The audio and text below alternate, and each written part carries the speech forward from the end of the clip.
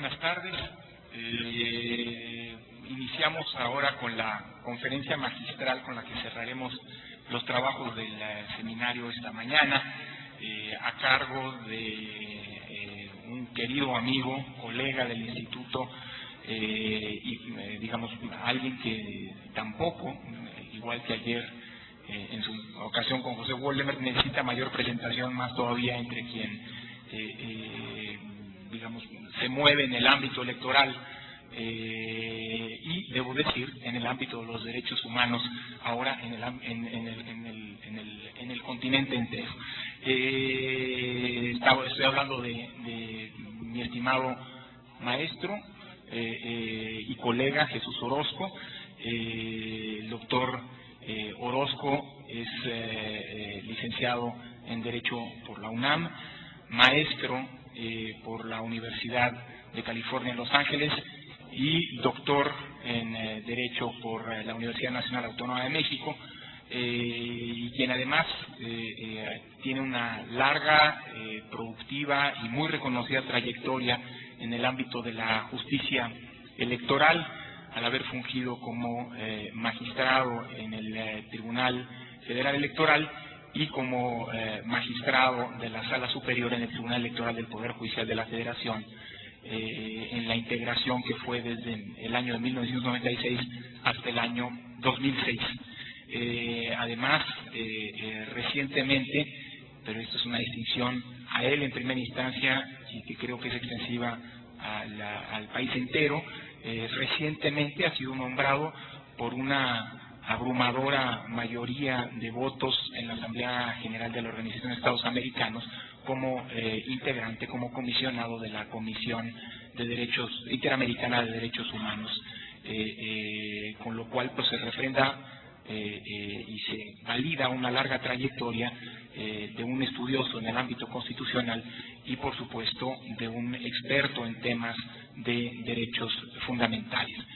Omito la larga y amplísima lista de publicaciones del doctor Jesús Orozco,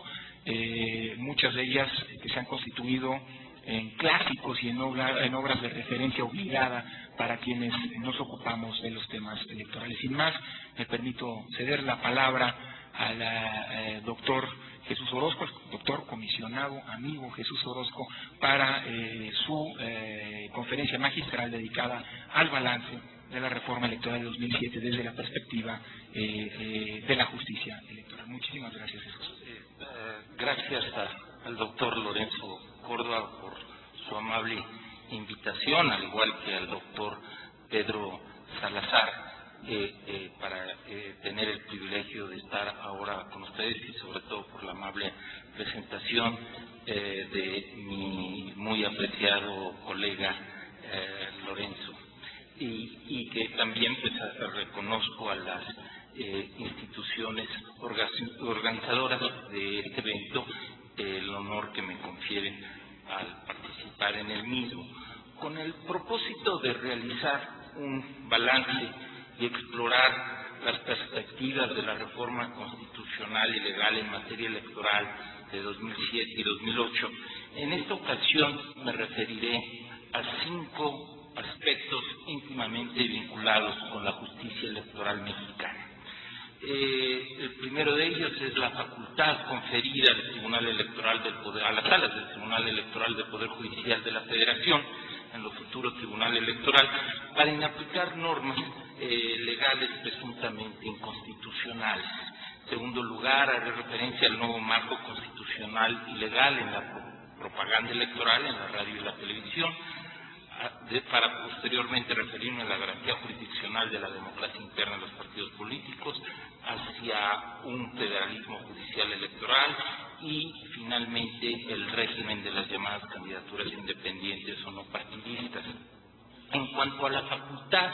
del Tribunal Electoral para inaplicar normas legales presuntamente inconstitucionales, estimo que constituye una de las más trascendentes reformas de la Constitución, en la que confiere a las salas del tribunal, como mencionaba, atribuciones para inaplicar en casos concretos las leyes sobre la materia electoral contrarias a la Constitución. De este modo, se avaló por el órgano revisor de la Constitución la interpretación jurisprudencial de la Sala Superior respecto del alcance de lo dispuesto en el antepenúltimo párrafo de la fracción segunda del artículo 105 constitucional, el cual no se modificó, dejando por tanto sin efecto la resolución de contradicción de tesis 2/2000 de la Suprema Corte de Justicia de la Nación, por la cual había sostenido que el Tribunal Electoral del Poder Judicial de la Federación carecía de atribuciones para inaplicar en casos concretos disposiciones legales secundarias presuntamente inconstitucionales, y que había producido un efecto negativo y seguramente no deseado en el sistema de justicia electoral, en tanto que había dejado de tener un carácter integral, a pesar de que este había sido uno de los propósitos explícitos, uno de los objetivos explícitos de la reforma de 1996, según la respectiva exposición de motivos, y que también había propiciado que ciertos ámbitos electorales fueran inmunes al control de la constitucionalidad, dejando en indefensión a ciertos sujetos político-electorales como los ciudadanos, las agrupaciones políticas y los partidos políticos surgidos con posterioridad a alguna reforma, pues jamás contaron durante ese periodo con medio de defensa alguno para plantear su inconformidad ante la presunta inconstitucionalidad de determinada norma legal, en virtud de carecer de legitimación para promover una acción de inconstitucionalidad. En lo anterior, desde mi perspectiva, contravenía no solo el derecho a la tutela jurisdiccional completa y efectiva en términos del artículo 17 constitucional, sino el derecho de toda persona a disponer de un recurso judicial efectivo ante un tribunal competente, imparcial, independiente y preestablecido, conforme con lo previsto en el artículo 8 de la Convención Americana de Derechos Humanos, y que en este sentido, según también así lo sostuvo la Corte Interamericana de Derechos Humanos en el caso conocido como Jorge Castañeda. Cabe señalar que con anterioridad a 2002, en que la Suprema Corte estableció la resolución de contradicción de tesis a la que hacía referencia, la Sala Superior llegó a inaplicar en 33 casos concretos alguna norma legal por considerarla incidentalmente inconstitucional. Por su parte, a partir de la reforma que comento, identifico 7 casos en que la Sala Superior del Tribunal Electoral ha inaplicado en casos concretos normas legales contrarias a la Constitución, 2 de las cuales se encuentran vinculadas con normas que pretendieron dar por concluido anticipadamente el periodo de los respectivos consejeros electorales de los institutos de la correspondiente entidad federativa, como ocurrió en el Distrito Federal y en Aguascalientes. Sin duda, tal criterio relevante de la Sala Superior ha contribuido a salvaguardar la autonomía funcional de los institutos electorales locales, así como la independencia e imparcialidad de sus consejeros, frenando así la injustificada práctica que se intentó establecer en diversas entidades federativas al intentar emular lo ocurrido en el ámbito federal en 2007. En cuanto al nuevo marco constitucional y legal de la propaganda electoral en la radio y televisión, cabe señalar que después de la trascendencia histórica ejecutoria de la Suprema Corte de Justicia de la Nación de 2007, a través de la cual diversos artículos de la Ley de Radio y Televisión, así como de la Ley de Telecomunicaciones, fueron declarados inválidos por inconstitucionales, es claro que el Congreso de la Unión debe expedir una reforma integral a los medios de comunicación electrónica, uno de cuyos ejes debe ser garantizar su pluralidad y superar la concentración en pocas manos que padece. Con independencia de si esto es lo deseable que se aborde por el órgano legislativo federal, como se sabe, como eje central y con el objetivo explícito de garantizar condiciones equitativas en la contienda electoral, la reforma de 2007-2008 confiere la exclusividad a los partidos políticos para difundir propaganda electoral en radio y televisión y establece restricciones no solo a los partidos políticos, sino a cualquier individuo o corporación para contratar tiempo aire en tales medios con propósitos electorales. Como complemento, la reforma contempla límites al contenido de la propaganda propaganda electoral de los partidos políticos y a los mensajes institucionales a cargo de los órganos, dependencias, entidades y servidores públicos en los diversos ámbitos de gobierno. Tales medidas han propiciado un arduo debate académico entre intelectuales y la opinión pública acerca de si su adopción implica límites indebidos a la libertad de expresión en una sociedad democrática. Asimismo, ante diversos obstáculos provenientes de los destinatarios de las normas para su cabal observancia y lo que se consideran ciertas insuficiencias en la actuación de los órganos jurídicos aplicadores, se ha cuestionado la idoneidad y viabilidad de la reforma para las elecciones presidenciales de 2012, temiéndose incluso alguna contrarreforma. Es pertinente destacar el seguimiento crítico y oportuno que diversos académicos han realizado también respecto de distintas resoluciones judiciales vinculadas con este tema, lo cual puede servir como referente útil y enriquecedor a la tarea jurisdiccional, incluso para arribar a nuevos criterios que garanticen de mejor manera el cumplimiento de los fines perseguidos con la reforma. Es obligado hacer mención en este sentido al libro que coordinaron precisamente los coordinadores de este evento, el doctor Lorenzo Córdoba y el doctor Pedro Salazar. Hay evidencias en cuanto a estas previas en el ámbito jurisdiccional electoral en cuanto al deseable diálogo y retroalimentación entre jueces constitucionales y academia que precisamente se plantea en el libro al que hacía referencia. Piénsese, por ejemplo, en el cambio de criterio de la Sala Superior con relación a la procedencia del juicio para la protección de los derechos político-electorales del ciudadano contra actos definitivos de partidos políticos, después de que quien ahora habla se había quedado solo en la minoría. Con pleno reconocimiento al profesionalismo de mis compañeros, estimo relevante su apertura y sensibilidad para escuchar y estudiar hacia el año de 2002, me estoy refiriendo, otras opiniones, tanto en el ámbito provenientes tanto del ámbito académico como de servidores electorales, que sin duda contribuyeron a conformar posteriormente una nueva mayoría con lo que suscribimos la procedencia del referido juicio en tales supuestos por la vía jurisprudencial. Comparto la opinión de Pedro Salazar en el sentido de que la decisión mayoritaria de la Suprema Corte de considerar procedente el juicio de amparo en contra de la reforma constitucional electoral, correspondiéndole a los jueces de distrito pronunciarse en primera instancia sobre el particular, no constituye el medio de defensa idóneo ni contribuye a dotar de certeza jurídica a las reglas del juego democrático, corriéndose el riesgo de que se afecte gravemente la equidad en la contienda electoral. Tal situación se ha presentado con la ejecutoria por la cual la jueza Florida López, con argumentos poco convincentes, en mi opinión, concedió el amparo a la Asociación de Industriales y Empresarios de Morelos, el sindicato patronal de ADIEM Coparmex, la cual aparentemente podría contratar, me refiero a la correspondiente asociación o el sindicato patronal, contratar tiempo aire en radio y televisión con propósitos electorales con la consiguiente afectación de la equidad, aun cuando debe tenerse presente que el marco jurídico anterior ya preveía a nivel legal la prohibición de contratar, por lo que habría elementos incluso para considerar que existiría tal impedimento tanto para el referido sindicato patronal como para las concesionarias. En todo caso, tenemos conocimiento de que por fortuna se interpuso revisión en contra de la citada ejecutoria, por lo que sería deseable que el máximo tribunal de la República ejerza su facultad de atracción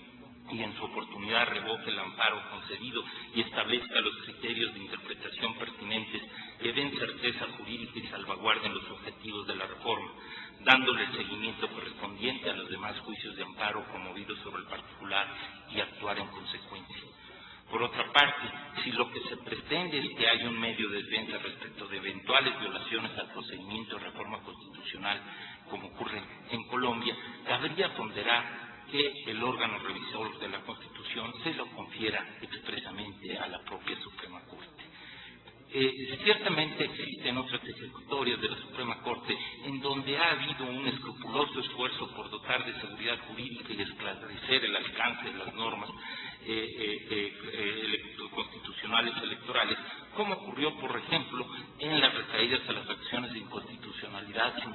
ley del 2008, donde por primera vez se sistematizaron los temas regulados en el artículo 51 constitucional reformado, así como la 33 del 2009 y sus acumuladas 34 y 35 del mismo año, en las que se distinguieron las reglas aplicables en las elecciones estatales con jornadas electorales coincidentes y no coincidentes, haciendo una interpretación sistemática a los artículos 116 y 141 constitucionales. Por lo que se refiere al derecho exclusivo de los partidos políticos a difundir propaganda electoral en la radio y televisión, así como a la prohibición general de contratar tiempo aire,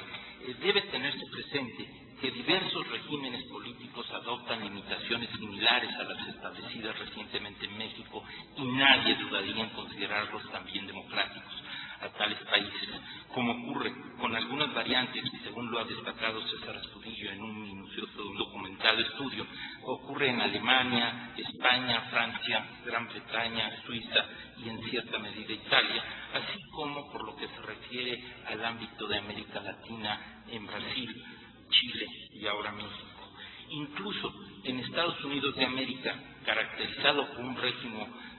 régimen liberal radical, ha habido intentos legislativos por establecer algunas de las limitaciones que se comentan, aunque en algunos casos la Suprema Corte ciertamente los ha considerado inconstitucionales. Por ejemplo, en 2002, el Congreso prohibió la difusión por televisión de propaganda política pagada por corporaciones y sindicatos durante las campañas electorales. Después de que en un primer caso, por una mayoría de 5-4, la Suprema Corte había considerado constitucionales tales límites, en el año de 2007, con 2 miembros nuevos, resolvió que tales restricciones violaban la primera enmienda, dando ante este cambio de criterios lugar también a un importante debate académico sobre el particular en los Estados Unidos. Aun cuando en los países europeos señalados la libertad de expresión también es considerada como un derecho fundamental y un valor en sí mismo, además de su valor instrumental como precondición de la democracia constitucional, incluso en dichos países como en Estados Unidos, los tribunales le otorgan una posición preferente o prioritaria, como también lo ha sustentado en nuestro país la Suprema Corte de Justicia de la Nación y algunos de los magistrados, un servidor, en algún voto particular que formulé sobre estos temas cuando me tocó desempeñar la función en el Tribunal Electoral del Poder Judicial de la Federación. Pero a lo que voy es que generalmente también en todos estos países europeos me refiero, y que también así lo ha sostenido, como decía, los órganos jurisdiccionales constitucionales de nuestro país, generalmente se puntualiza que la libertad de expresión no es un derecho absoluto y por tanto se le ha pretendido armonizar con otro derecho fundamental, que es el de acceder a los cargos públicos en condiciones de igualdad, tal como lo prescriben varios instrumentos internacionales de protección de los derechos humanos, y que en tal medida no tendría por qué necesariamente prevalecer uno sobre otro como una regla general, sino es una cuestión de ponderación atendiendo a las circunstancias involucradas y además los demás principios, reglas y valores involucrados. En 2001, por ejemplo, la Corte Europea de Derechos Humanos, al sostener la compatibilidad entre la legislación suiza y el artículo 10 de la Convención Europea de Derechos Humanos, admitió la posibilidad de que la libertad de expresión encuentre determinados límites en vista de la consecución de la igualdad de condiciones de los sujetos políticos, toda vez que el pluralismo político y social, sostuvo la Corte Europea de Derechos Humanos, debe ser puesto a resguardo de la capacidad de influencia de los potentes grupos económicos con el objeto de asegurar la igualdad de oportunidades en la contienda política. De ahí que me encuentre convencido de la congruencia constitucional e idoneidad democrática de la reciente reforma electoral en México, Incluso debemos evitar cualquier contrarreforma que convierta el dinero en el factor determinante en los procesos electorales. La prohibición de la reforma en vigor a los partidos políticos de contratar o adquirir tiempo en medios electrónicos es clara en cuanto a su carácter absoluto, básico en todo momento para los partidos políticos y sus personeros, así como con todas las variantes posibles en los espacios de la radio y la televisión. Por tanto, abarca no solo las estaciones de radiotelevisión de acceso abierto, sino también las de carácter restringido vía contratación. Asimismo, no solo cierra la posibilidad de spots o promocionales adicionales a los de los tiempos oficiales, sino de otras modalidades más sofisticadas de propaganda electoral camuflada dentro de los programas de espectáculos, telenovelas, entrevistas, noticiarios, etcétera, siendo relevante la reciente resolución del Consejo General del Instituto Federal Electoral que sanciona por la difusión de propaganda electoral oculta en una telenovela. Al respecto, cabría ponderar incorporar normas legales más explícitas que contribuyan a garantizar condiciones equitativas en la contienda, en cuanto al acceso, condiciones equitativas en cuanto al acceso de los partidos políticos a la información radiotelevisiva. Pensemos en noticiarios, programas especiales, programas de entretenimiento, entrevistas, debates, mesas redondas. En particular, puntualizar la obligación de esos medios de comunicación a respetar los principios de objetividad, neutralidad, equidad y pluralidad, que aunque ya el marco jurídico vigente en nuestro país cabe desprender todos estos principios de una interpretación sistemática y funcional, sería pertinente hacerlos más explicitarlos en la legislación aplicable. Como sugiere César Estudillo, convendría ponderar el establecimiento de normas que garanticen la paridad de espacios informativos a las distintas fuerzas políticas, no necesariamente iguales, pero sí razonablemente proporcionales, y que avalen la equidad en el tratamiento informativo que se les confiere. En cuanto a la prohibición dirigida a las demás personas físicas y morales, surge la duda si vale en todo momento o solo durante las campañas y precampañas electorales, cuya duración, por cierto, como sabemos, se vio reducida con motivo de la reforma. Asimismo, si la limitación abarca cualquier tipo de posicionamiento político o solo aquellos dirigidos a incidir en los resultados electorales. Desde mi perspectiva, el aspecto determinante debe de ser si el posicionamiento político se encuentra orientado o no a incidir en las preferencias electorales, pues de ser el primer caso deberá considerarse proscripto, incluso si tiene lugar fuera del periodo de campaña o precampaña electoral, ya que implicaría un indebido acto anticipado de campaña que, de permitirse, afectaría la equidad en la contienda. Cuestión distinta probablemente sería si tal posicionamiento se diera fuera del proceso electoral, en cuyo caso estimo debiera considerarse permitido, al igual que todos aquellos posicionamientos políticos que no tengan connotación electoral, independientemente de cuándo se realicen, incluso durante las campañas, siguiendo la lógica que ha inspirado la Suprema Corte de los Estados Unidos de América, en el sentido de que solo es lícito imponer límites a la libertad de expresión cuando existe un peligro cierto y actual de que determinadas expresiones pongan en riesgo un interés fundamental del Estado, por ejemplo, a ciertas instituciones democráticas o a otros derechos fundamentales. De otro modo, como han advertido Pedro Salazar y Rodrigo Gutiérrez, podría vulnerarse la democracia porque otorgaría a los partidos políticos y sus personeros y candidatos, los concesionarios de los medios y sus comunicadores, así como a los gobernantes y sus voceros, el privilegio de colocar permanentemente en la agenda mediática las únicas opiniones autorizadas. Al respecto, es conveniente destacar por su importancia la ejecutoria de la Sala Superior del Tribunal Electoral recaída en el expediente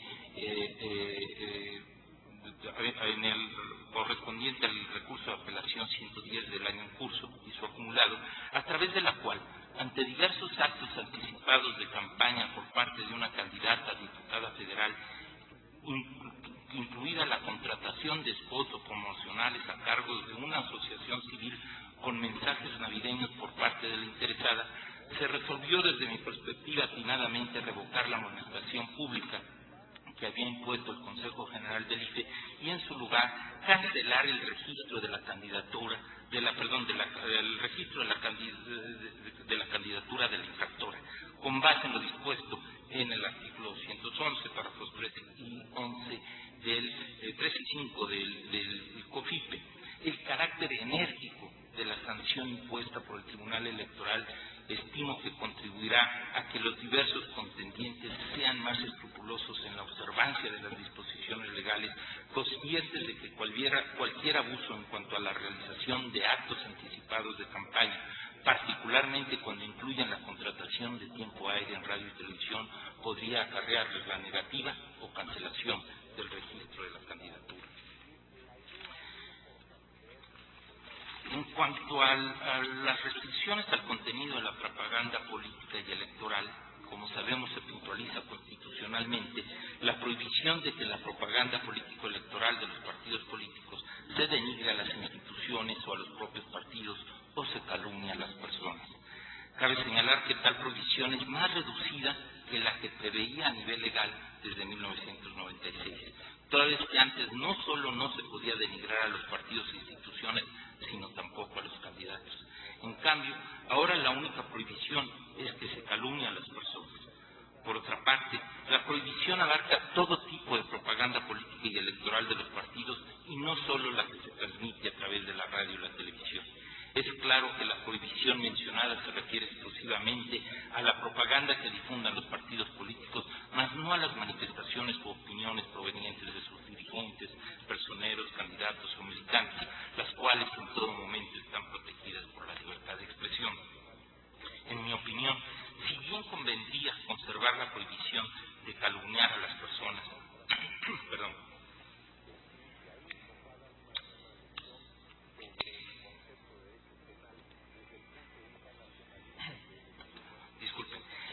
en mi opinión, como comentaba, si bien convendría conservar la prohibición de calumniar a las personas a fin de salvaguardar la dignidad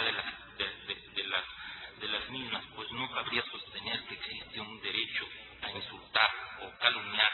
y eventualmente su incidencia podría afectar negativamente la autenticidad del sufragio popular, sería deseable que en un futuro próximo se derogara la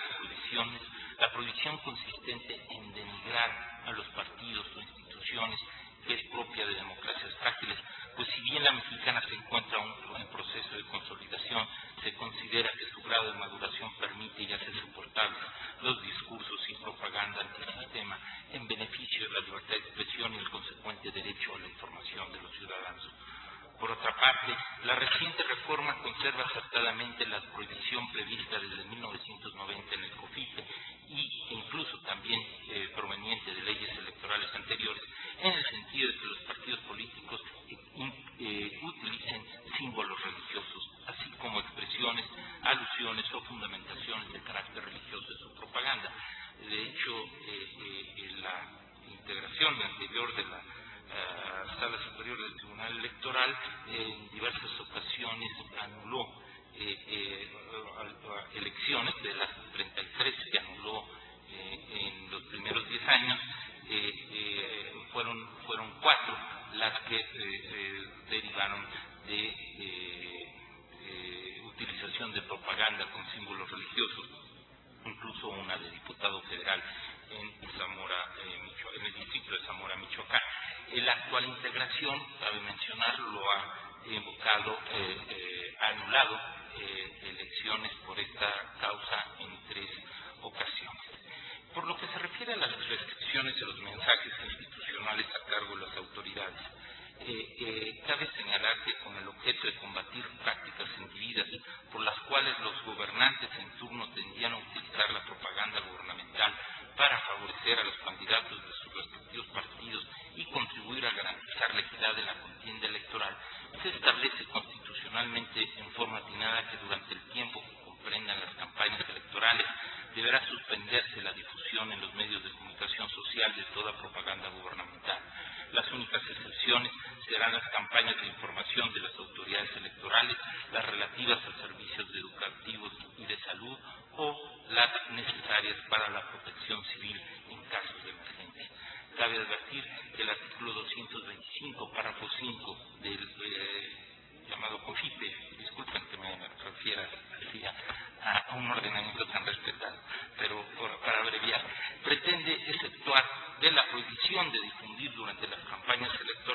los informes anuales de labores o de gestión de los servidores públicos, pero se estima que la constitucionalidad de esta disposición, en mi opinión, resulta cuestionable.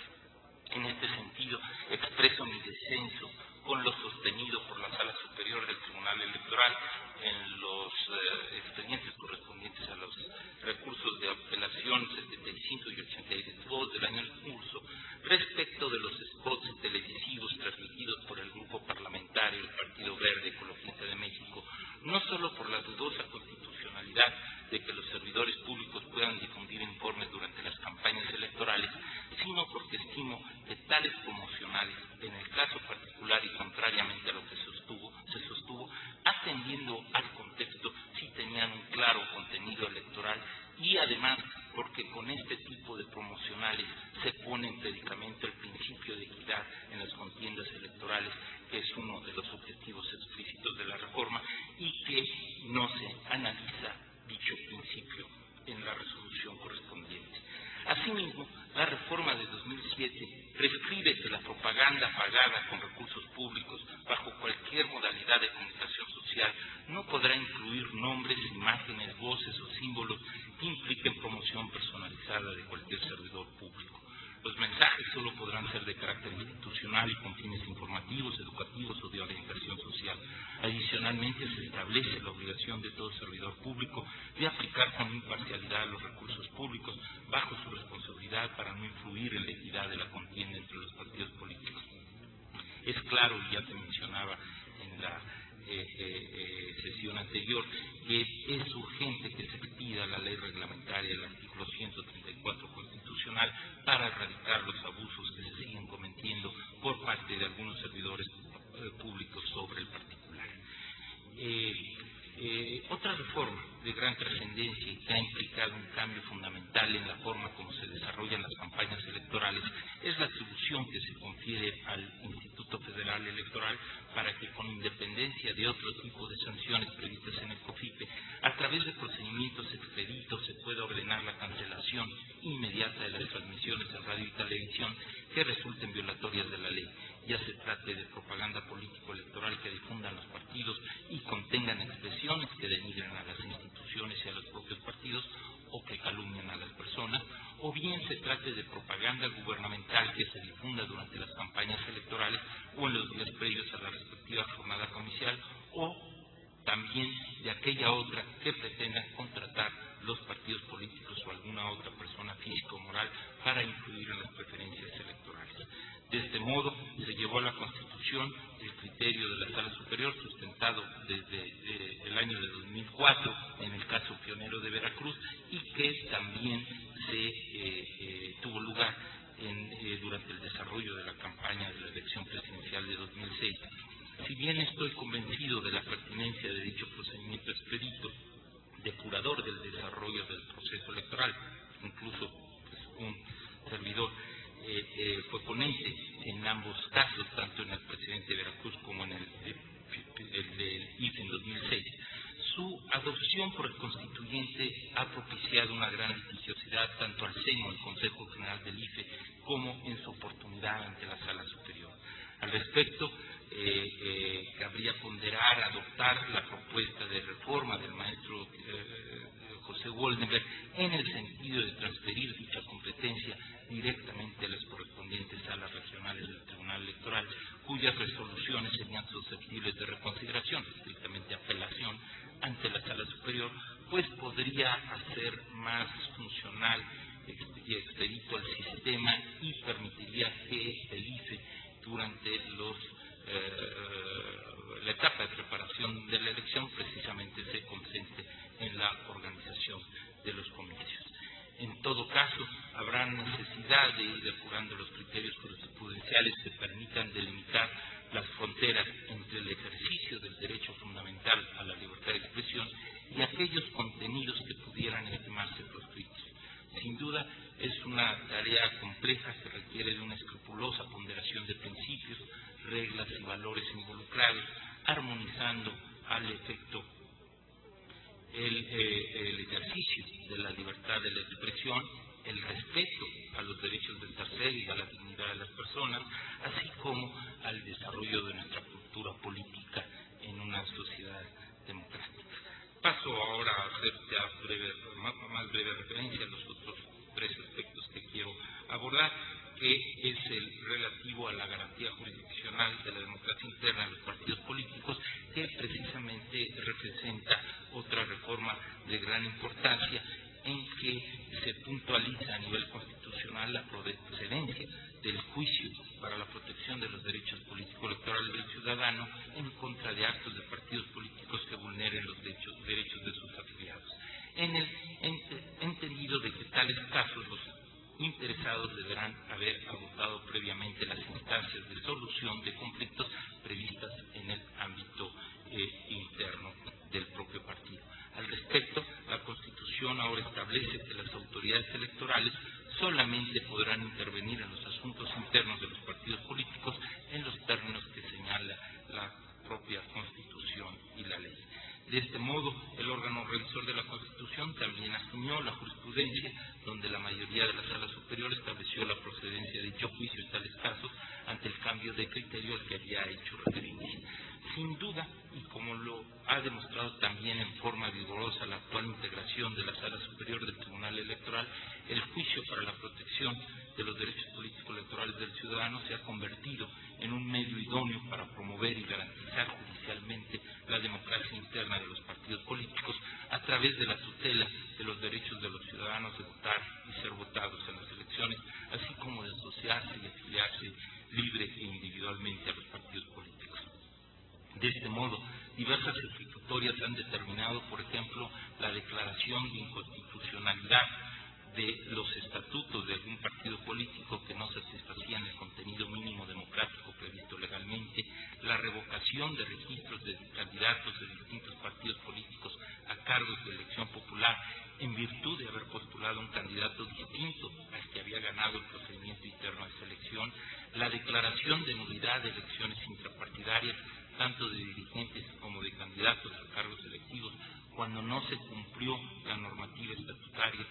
interna, así como la revocación de sanciones impuestas por algún partido a sus afiliados sin haberse observado el debido procedimiento estatutario o en violación de otros derechos fundamentales como la libertad de expresión. Ciertamente, y según lo prevé la Constitución, se corre el riesgo de que, atendiendo a la ley de hierro de las oligarquías partidarias a la que alude Miquel, eventualmente el legislador ordinario adoptase un criterio restrictivo en cuanto a la competencia del Tribunal Electoral. Sin embargo, debe tenerse presente en todo caso lo previsto en el artículo 17 constitucional y los instrumentos internacionales de derechos humanos suscritos y ratificados por nuestro país en cuanto al derecho a una justicia completa y eficaz ante un tribunal previamente establecido, con el objeto de garantizar la protección judicial de los derechos político-electorales de los ciudadanos en contra de actos definitivos de los partidos políticos, de acuerdo con la tendencia que se aprecia en el derecho comparado para garantizar judicialmente los derechos humanos también en el tráfico privado y particularmente frente a los entes que se encuentran en situación de predominio y potencialmente en actitud de vulnerar los derechos fundamentales de cierto conglomerado. Sin duda, la consolidación de la democracia electoral mexicana pasa por la ampliación de la democracia interna de los partidos políticos. En tal sentido, teniendo como guía, como habitualmente lo ha sostenido la Sala Superior, la armonización de dos derechos fundamentales involucrados: el derecho a la libre autoorganización por parte de los partidos políticos y el derecho de sus afiliados a participar democráticamente en la formación de la voluntad partidaria. En este sentido, cabría promover cierta deferencia hacia lo establecido por los órganos partidarios, salvo cuando se violen las disposiciones constitucionales o legales aplicadas.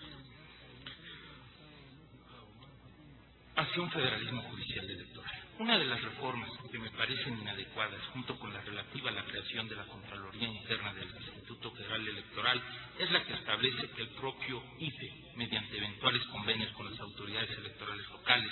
pueda organizar los comicios locales. En mi opinión, en lugar de pretender centralizar la función electoral a mediano plazo, debemos avanzar hacia la descentralización de la materia. Teniendo en cuenta el carácter dinámico del sistema federal que permite unidad nacional o diversidad regional según las necesidades cambiantes de cada específico país, frente a algunas voces aisladas que propugnan por una mayor centralización para conferirle a las salas regionales del Tribunal Electoral del Poder Judicial de la Federación la resolución de los conflictos electorales locales, argumentando que a diferencia de lo que se observa en el ámbito federal, no en todas las entidades federativas se han logrado implantar en la práctica los principios constitucionales rectores de legalidad, imparcialidad, objetividad, certeza e independencia. Cabría ponderar, como lo he sostenido en otros foros, si en un futuro, por ejemplo, después de las elecciones de 2012, mejor convendría que se descentralizara aún más la resolución de los medios de impugnación electorales para conferirle tal atribución en primera instancia a los tribunales electorales locales, no solo respecto a los comicios locales, sino también de los federales, al menos los relacionados con diputados federales y senadores, conservando la Sala Superior la competencia para conocer de las impugnaciones contra las resoluciones definitivas y firmes de autoridades electorales locales, una vez agotadas las instancias locales, lo cual acarrearía la eventual supresión de las salas regionales del Tribunal Electoral del Poder Judicial de la Federación y, a mediano plazo, incluso ponderar que sea por razones estrictamente de constitucionalidad los motivos por los cuales pudieran ser impugnadas tales resoluciones. Lo anterior, sin duda, requiere previamente de un fortalecimiento mayor de los tribunales electorales locales, el plenario, a fin de asegurar en mayor medida su autonomía funcional orgánica, aún dentro del respectivo Poder Judicial, así como la independencia e imparcialidad de sus miembros frente a los demás órganos del poder público y los propios partidos políticos, así como la eficiencia y efectividad de los medios de impugnación bajo su conocimiento a través de la ampliación de las garantías judiciales, orgánicas y procesales previstas en el artículo 116 de la Constitución Federal. Finalmente, en cuanto al régimen de las llamadas candidaturas independientes o no partidistas, permítaseme un comentario sobre este tema. La reforma prevé que las constituciones y leyes de los estados garantizarán que los partidos políticos tengan reconocido el derecho exclusivo para solicitar el registro de candidatos a cargos de elección popular, con excepción de los candidatos relacionados con comicios en comunidades indígenas.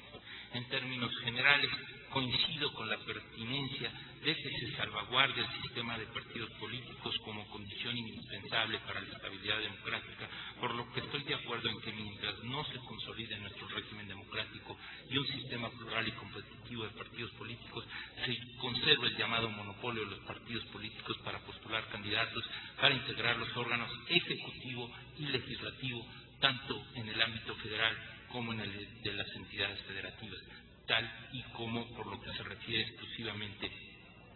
a las elecciones presidenciales, lo ha considerado la Corte Interamericana de Derechos Humanos, en el sentido de que no es violatorio de la Convención Americana sobre Derechos Humanos el que se establezca dicho monopolio.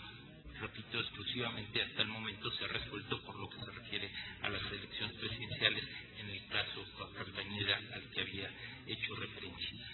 Cabe mencionar que estoy de acuerdo que incluso me tocó hacer el engrose en el llamado caso Michoacán, por el cual la mayoría de los magistrados de la Sala Superior sostuvimos que el derecho político electoral fundamental a ser votado no tiene un carácter absoluto, sino se trata de un derecho fundamental, un derecho de base constitucional, pero con figuración legal. Y por tanto, si bien la Constitución Federal no establecía en ese entonces la exclusividad de los partidos políticos para postular candidatos en el ámbito local,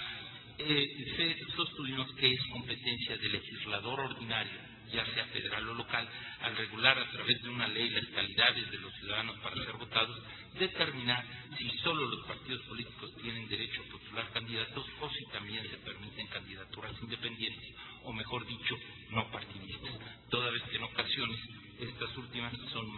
dependientes de otro tipo de intereses, como los oligárquicos, concluyendo en ese caso la mayoría de la Sala Superior que la legislación de Michoacán no era violatoria de regla o principio alguno de la Convención ni de los tratados internacionales suscritos y ratificados por México, y que de alguna manera, con alguna variación de criterios, pero ya mencionaba, también es lo que sostuvo la Corte Interamericana de Derechos Humanos respecto de que solo los partidos políticos puedan postular candidatos para elecciones presidenciales en nuestro país. Sin embargo, con motivo de la reforma de 2007, me surgen serias dudas en cuanto a que tal situación también deba regir en las elecciones municipales, como explícitamente lo prevé el órgano revisor de la Constitución. Desde mi perspectiva, cabría analizar la conformidad con instrumentos internacionales de derechos humanos y el multiplicado criterio establecido por la Corte Interamericana de Derechos Humanos respecto de las leyes de entidades federativas que no prevén la conformación de partidos políticos locales o que exigen candidaturas postuladas por partidos políticos nacionales o estatales para registrar candidaturas en el ámbito municipal, en el entendido de que para el Distrito Federal al menos la reciente reforma contempla la posibilidad de que se constituyan partidos políticos locales, lo cual impactará o ha impactado en el ámbito de la nacional. De ahí que resulte relevante desde mi perspectiva ponderar si debieran preverse legalmente las candidaturas independientes o no partidistas en el ámbito municipal. Cabe tener presente que mientras en la mayoría de los países latinoamericanos no se contemplan las llamadas candidaturas independientes para la presidencia de la República, en la mayoría de esos países sí se prevén para el ámbito municipal.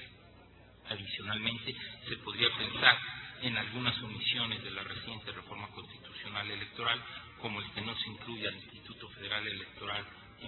o en general a los órganos constitucionales autónomos entre los sujetos legitimados para promover la controversia constitucional, así como el que no se haya garantizado la autonomía funcional de la Fiscalía Especializada para la atención de los delitos electorales, a diferencia de lo que ocurre en otros países, o particularmente en Panamá, o entre nosotros lo que ocurre en Chiapas. Pero para no abusar de su amable paciencia, me detendría aquí, no sin antes insistir en la conveniencia de salvaguardar el derecho exclusivo de los partidos políticos para difundir propaganda electoral en la radio y televisión en tiempo oficial, así como la prohibición general de contratar tiempo aire con el objetivo de garantizar la celebración de elecciones libres y auténticas, que fue uno de los objetivos explícitos de la más reciente reforma constitucional y legal en materia electoral. Muchas gracias.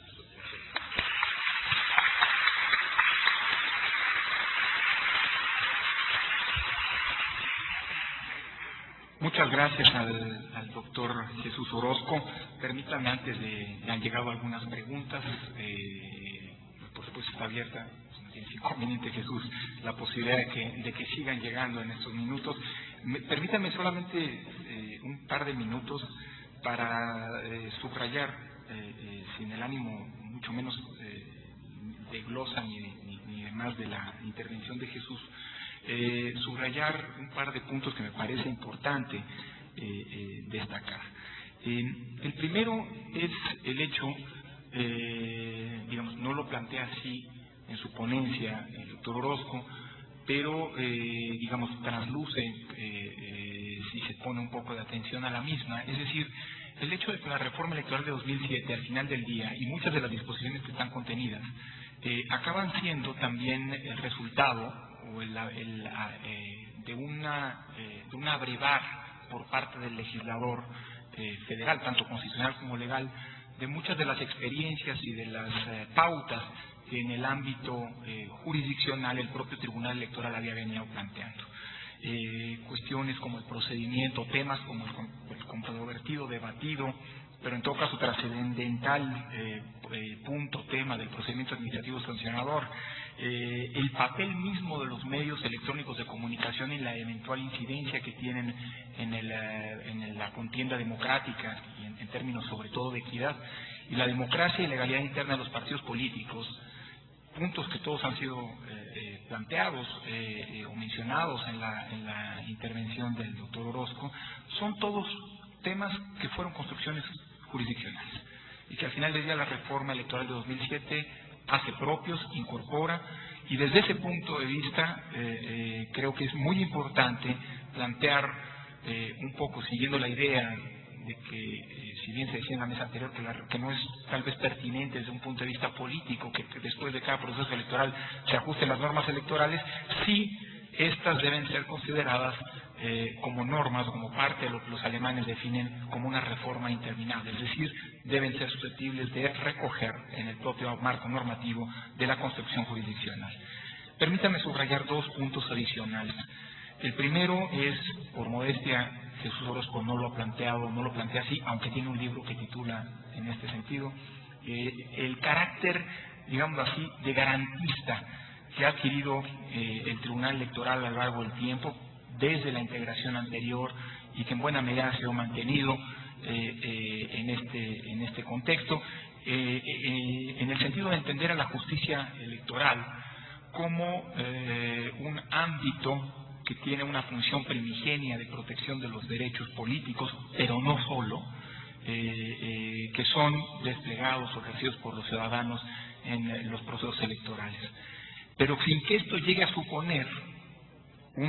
olvidar que estos derechos son ejercidos y deben ser ejercidos en un contexto democrático, lo que supone el respeto también de ciertos principios y que eventualmente, principios de la democracia, y que eventualmente pueden fungir como límites, como barreras respecto de la función garantista del Tribunal Electoral y del ejercicio de los derechos. Déjenme terminar solamente, y esto me siento obligado a hacerlo, destacando no solamente la importancia de eventos de esta naturaleza, está mal que lo diga yo porque soy uno de los coordinadores de este seminario, sino de la importancia del intercambio y del diálogo académico entre colegas, y que hoy con gran satisfacción veo reflejado sobre todo en la parte final de la ponencia de Jesús Orozco. Lo que quiero decir es que en temas como, por ejemplo, todo lo que tiene que ver con la denigración y la calumnia, yo en buena medida venía nutriéndome de una experiencia más administrativa, digamos, por el desempeño profesional, por haber trabajado en el IFE. Fui convencido con el paso del tiempo de la idoneidad de acotar esto, una tesis que ha sido sostenida por Jesús Orozco, tanto en su paso como magistrado como en sus escritos académicos, a fundamentalmente concebir, yo lo expresaba así, como actitudes prohibidas, como expresiones prohibidas aquellas que tienen que ver con la denuncia de actos ilícitos, de comisión de ilícitos. En este sentido, yo debo reconocer que, una vez más, es otro de los temas en los que yo he aprendido, he abrevado y he sido convencido por las posiciones de Jesús Orozco. Pero me da mucho gusto ver que respecto sobre todo de la posición que se mantuvo como magistrado respecto de candidaturas independientes también hay un acercamiento. No estoy pretendiendo ni de lejos que haya convencido a Jesús, faltaba más, pero en todo caso veo sí un acercamiento respecto de una racionalización, no negativa, pero sí racionalización racional, uso, digámoslo así, en la legislación de las candidaturas independientes. Creo que, y en eso subrayo y suscribo lo dicho al final de su intervención por Jesús Orozco, creo que las candidaturas independientes, si bien no deben ser necesariamente impuestas en ciertos órganos, sí son muy necesarias en otro plano, concretamente en el plano municipal. Y yo, aunque Jesús no lo dijo, y con esto yo le dejo la palabra una vez más como debe ser, porque no quiero abusar, simplemente subrayo uno de los puntos de incongruencia de la reforma constitucional de noviembre de 2007.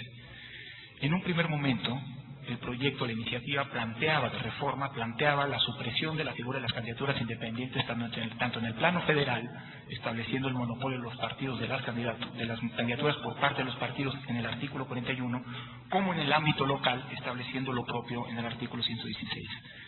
Al final del día, en el debate legislativo, el legislador constitucional fue sensible a ciertos reclamos que planteaban la no prohibición en el plano constitucional de estas candidaturas. Y efectivamente se suprimió la determinación de ese monopolio en el artículo 41, pero se llegó a hacerlo en el artículo 116. De inmediato se iniciaron procedimientos de reforma para adecuar esta incongruencia, una incongruencia que se traducía en términos normativos en que las candidaturas independientes sí podían estar permitidas en el ámbito federal, pero no en el plano local. Justamente a contrario censo de lo que Jesús Orozco nos ha planteado en la parte final de su intervención. Se inició de inmediato un proceso legislativo que sigue pendiente. Es decir, todavía hoy el artículo 116 sigue planteando en términos, digamos, de norma vigente, esa prohibición de candidaturas independientes, en donde más congruente sería en todo caso, en el ámbito en que sería más congruente, prever estas candidaturas. Entonces, digamos, dado que uno de los objetivos de este seminario es plantear los puntos,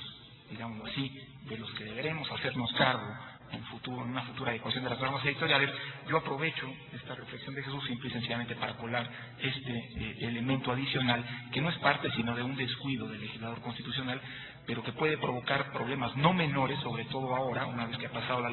elección federal y viene una serie de elecciones en el plano local, en donde el tema de las candidaturas independientes seguramente será uno de los muchos temas sujetos a revisión. En todo caso, perdón por el abuso, Jesús, te cedo el uso de la palabra para la respuesta.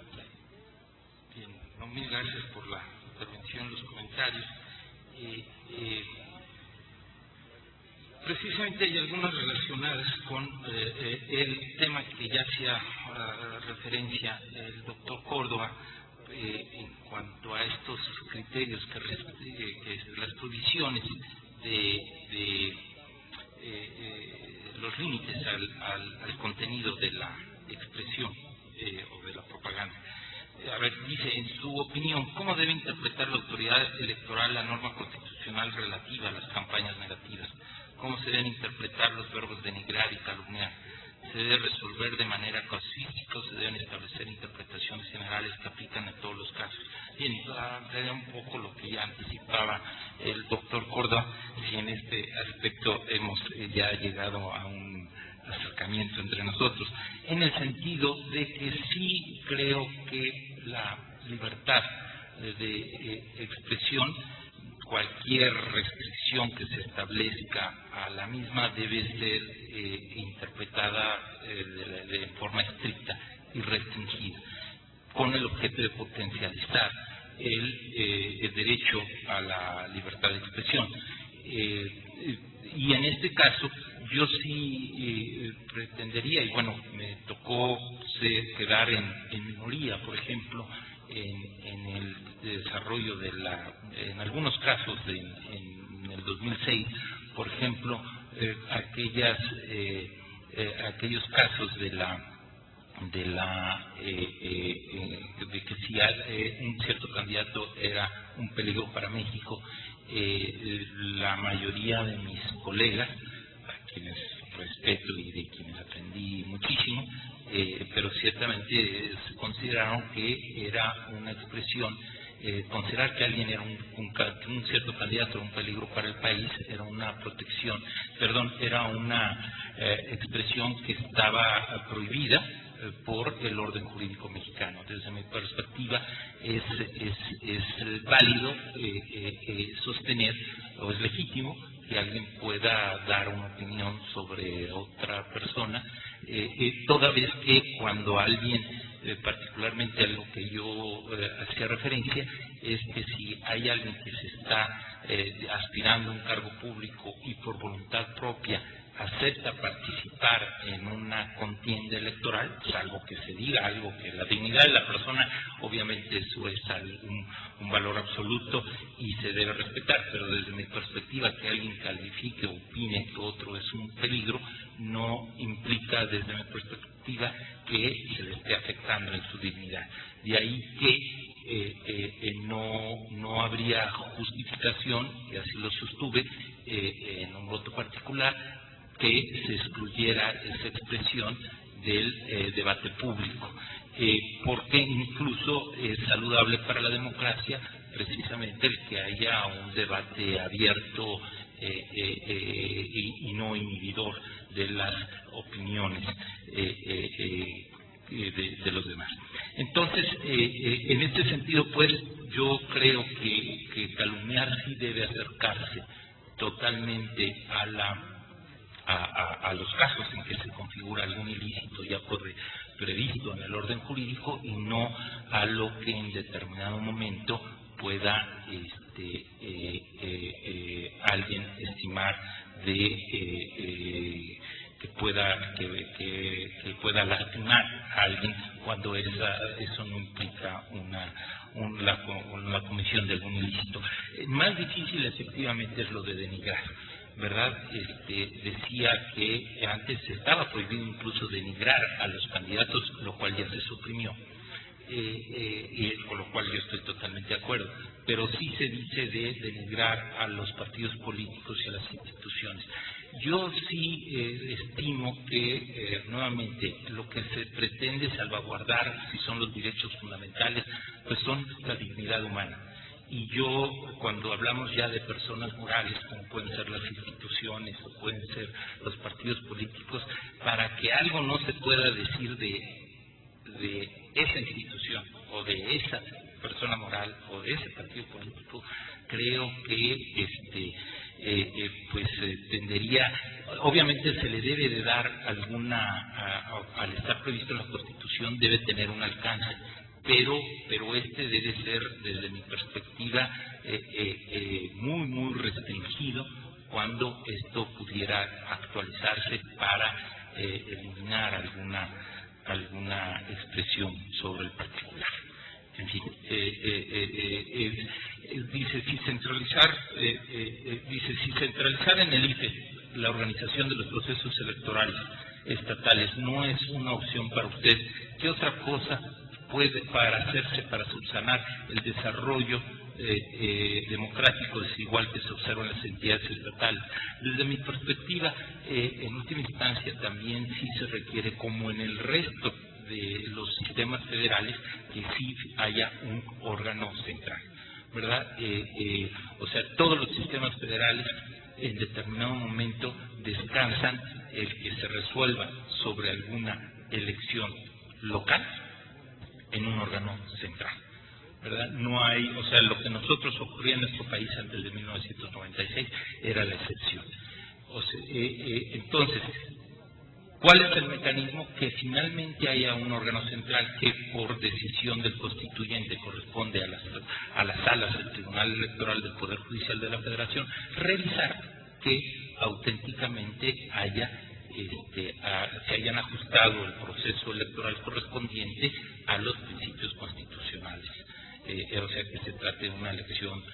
libre y auténtica. Es en ese sentido la garantía final que va a descansar a través de los tribunales electorales, pero mientras tanto yo creo que puede corresponder a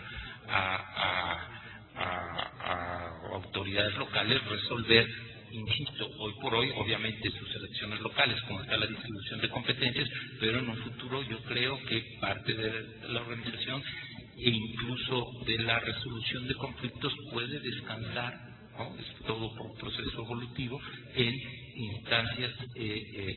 locales, dejando, reitero, solo para revisar la constitucionalidad en una instancia central.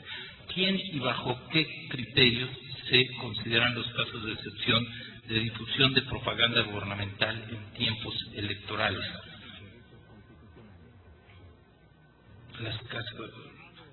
¿Quién y bajo qué criterios se consideran los casos de excepción de difusión? Excepción de difusión.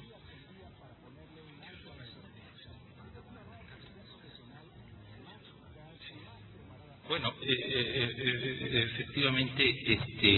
pues la distribución si se refiere a la distribución de tiempos, evidentemente, por disposición expresa del constituyente, corresponde al Instituto Federal Electoral. Dice, en el formato del informe de gobierno aplica la resolución del 134 a servidores públicos. Bien, es parte de lo que se establece en el 134. Lo que ocurre es de que, o sea, se pretende darle esa regulación. Si yo preferiría, ¿no? Por eso decía que es de dudosa constitucionalidad, constitucionalidad que se ha abierto ciertos días tratándose de informes. Lo que respetuosamente me parece ya un exceso es que no solo se trate del Ejecutivo, sino que después también se pretenda de los legisladores, de otro tipo de servidores públicos, porque aun cuando, por ejemplo, la resolución a la que hacía referencia, debemos tener presente que se habla mucho del derecho de un legislador a informar. Yo creo que es una atribución. Yo creo que el derecho fundamental no es de un servidor público, sino sería en todo caso el derecho a ser informado por parte de la comunidad, y lo que tendría el servidor público es una atribución. Entonces ya allí en la ponderación no estamos frente a un derecho fundamental desde mi perspectiva, sino ante una atribución que es la que sí se puede poder acotar para llegar a alguna conclusión. ¿Qué piensa de la jurisprudencia del Tribunal Electoral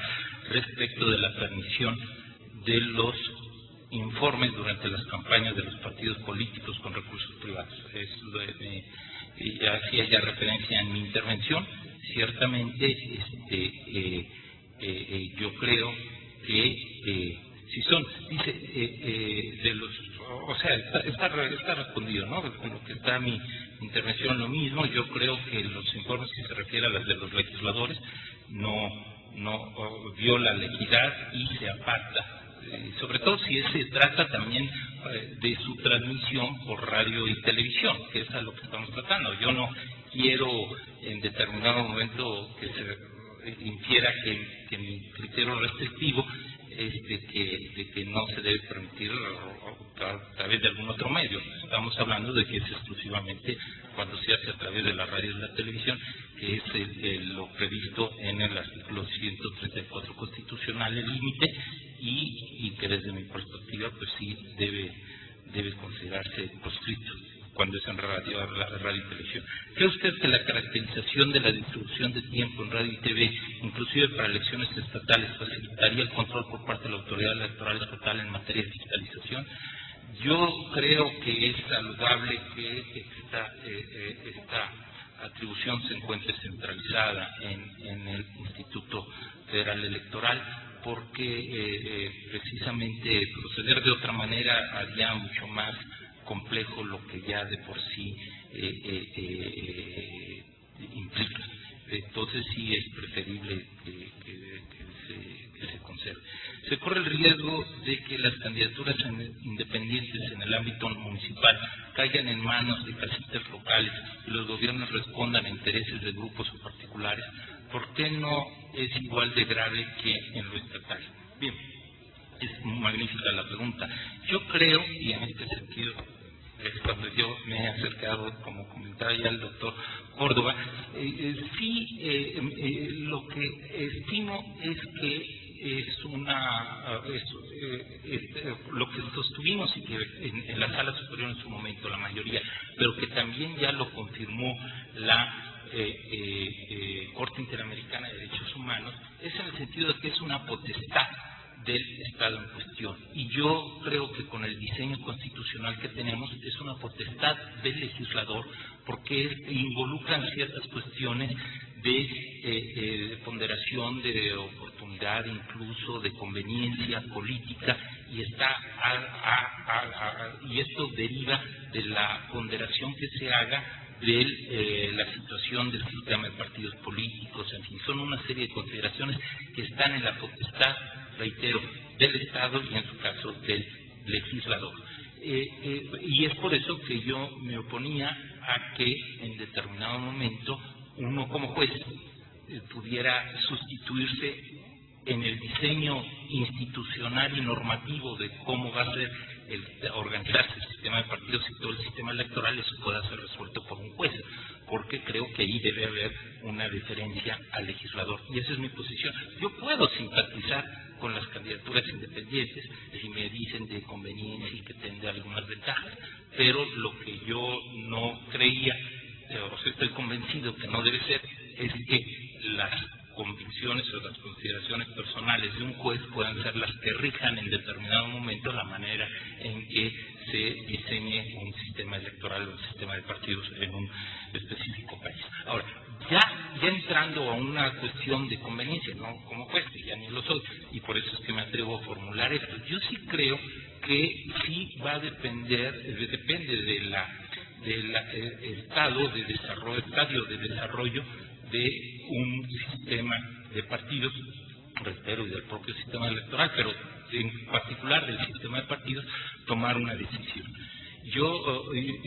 creo que además por la manera en que existen también el sistema de representación proporcional tiene un sentido, o sea que existe y que ha sido muy saludable, que tiene sentido el que sí, tanto en el Ejecutivo como en el Legislativo, sea por lo menos todavía una cierta etapa, un cierto periodo, todavía se protege y se salvaguarde de que solo sean los partidos políticos hasta que se logre una mayor consolidación de nuestro sistema. Pero decía, también requiere, y fue muy receptivo lo que ha escrito Lorenzo y otros también colegas y expertos electorales, en el sentido de que también un sistema muy cerrado puede provocar un anquilosamiento que también riña con la salud de una democracia, y que de ahí una forma refrescante, sin duda, es el que sea a través de que se permitan las candidaturas independientes en el ámbito municipal, porque además la carga que se le puede poner, uno de los argumentos que nosotros sostuvimos en el caso de Michoacán, la mayoría, para llegar a la consideración de que no violaba la Convención Americana sobre Derechos Humanos, sobre los instrumentos internacionales en la Constitución, fue que era accesible, se estimó por la mayoría, que se exigiera, si era el 0,13% para constituir un partido político, o sea, del electorado, se consideró que era un requisito asequible, accesible, y no era una carga que hiciera anulatorio la participación política de un ciudadano, y que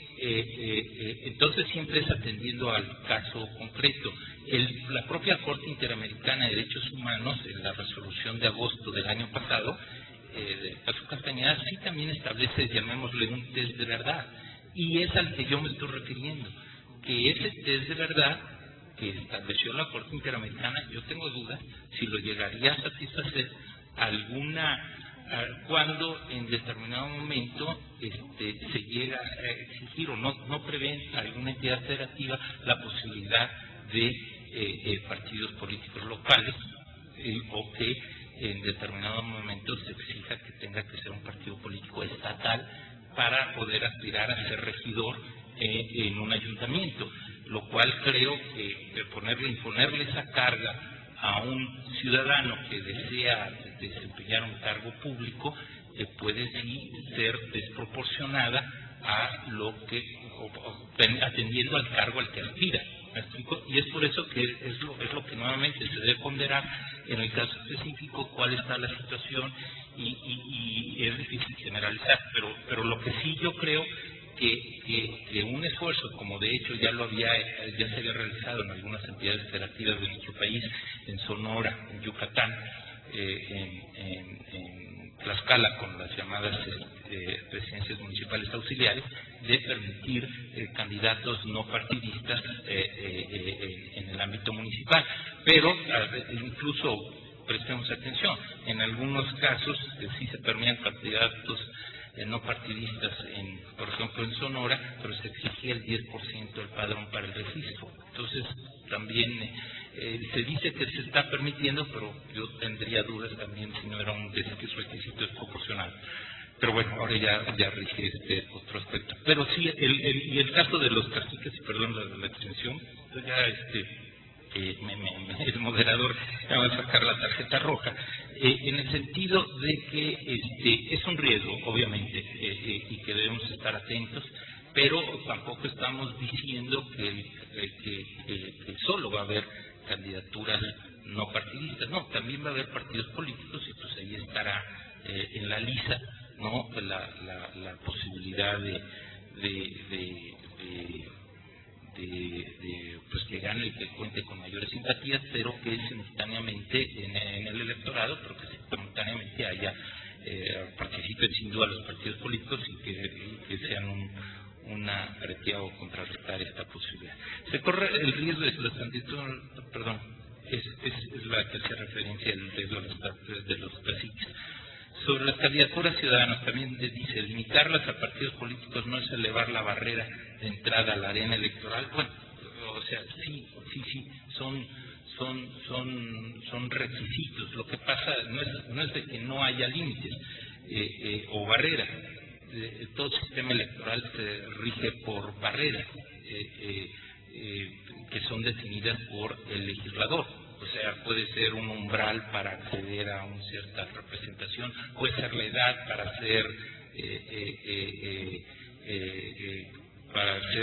ejercer el derecho al sufragio activo o al sufragio pasivo. Obviamente siempre hay requisitos o barreras, pero lo relevante es si esa barrera es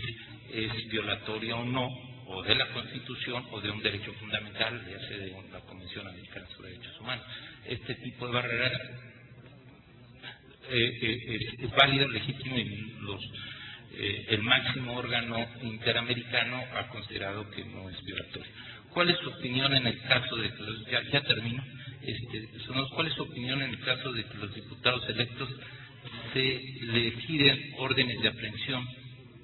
antes de tomar posesión y cuando aún no ha terminado el proceso electoral? Y pareciera que el no reunir los requisitos previstos en la ley para ser diputado está suspendido en sus derechos políticos. Bueno, esto lo establece la Constitución y yo creo que la persecución de los delitos, pues no, los tiempos sobre el particular no deben estar supeditados a los procesos electorales. Claro, lo que también debe cuidarse es no a la inversa, en el sentido de que se le dé una difusión, que también afortunadamente lo hemos padecido en nuestro país, que se utiliza pues las instituciones, concretamente la encargada de la persecución de los delitos en ocasiones con un ánimo político para debilitar, pero durante la campaña electoral, lo cual es todavía más cuestionable. Quizás si en determinado momento se llegó a una conclusión, a una determinación y se está procesando, pues yo creo que se debe atender. Aquí lo relevante, y quizás no se menciona, pero sí habría sido deseable que una mayor comunicación entre las instituciones. Es posible que no se le, o sea, me parece pues muy desafortunado que no se le haya hecho llegar esta información al Tribunal Electoral del Poder Judicial de la Federación, que era competente en determinado momento para resolver sobre el particular, y ahora dejarlo nada más en una etapa para una decisión de un funcionario dentro del legislativo, ¿no? Lo cual también es altamente cuestionable. Pero lo que se dice de qué opino, pues es que tampoco los tiempos políticos, eso sí, o sea, la persecución de los delitos no puede estar supeditada a que no se esté en proceso electoral, eso no podría yo sostener. ¿Qué opina, y es la última, qué opina del posesionamiento vía la utilización de programas, e inclusive de poner nombre y fotos en tarjetas cibernéticas, ¿no?, para acceder a los privilegios de estos programas?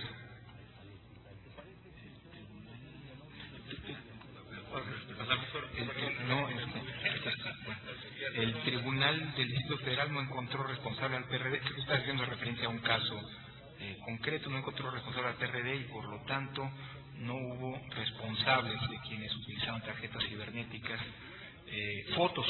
su nombre y su foto de tarjetas cibernéticas para acceder a programas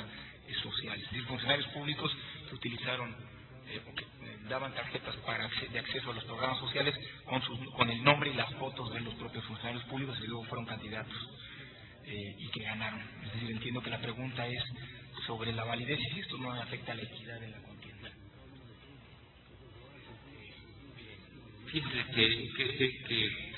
pero además carezco de la información. Sería yo no podría hacer referencia a una resolución de un tribunal, en este caso del Distrito Federal, y omitir una opinión cuando desconozco la resolución. No sé, disculpen, les aseguro que las resoluciones a las que me he referido las conozco, las he leído, pero una que desconozco no estaría en aptitud. Les solicito, les ruego su comprensión, pero bueno, pues nuevamente disculpen el abuso de su paciencia, son muy generosos y solidarios, les aprecio mucho y nuevamente a los organizadores por su amable invitación.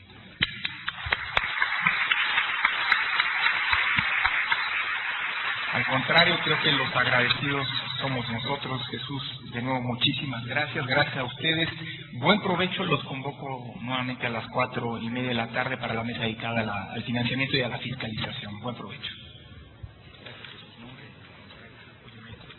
No, ya era